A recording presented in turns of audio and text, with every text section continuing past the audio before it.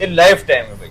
इस आप जब गोली मारो फायर करो नहीं क्रॉस होने अयाज भाई ए की शै पे पी ये ऐसे तुसी अगर इस हाथ लाओ ना चाह के इंचक वाह तुसी नहीं चाह सकते। वजन ये फुल ठोस दरवाजा है 1.5 इंच अच्छा अंदर बाहर 1.5 न पे है दरवाजा। ठीक है इस कोई जो प्लाई नहीं है कोई अंदर गुटका नहीं पे एक माल बनया पूरा 1.5 इंच ना ठोस दरवाजा बने। लकड़ केड़ी है ये लकड़ ना नहीं बनया सर लकड़ ना माल प्रेस होया दरवाजा तैयार होया मशीन विच।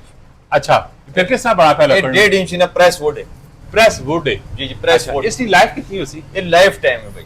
इस आप जब गोली मारो फायर करो नहीं क्रॉस होने ये माल जो है वाटर प्रूफ ही चाहना है और 1.5 इंच है ना ठोस चीज है अंदर बाहर ठोस है एक सूतर पीस भी कुछ खाली नहीं पिया।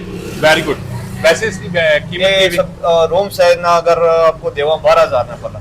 अच्छा जी अपनी मर्जी ना आपको डिजाइन पा के देसा उसते विच मतलब रेट शामिल है 12,000 ना पड़ा।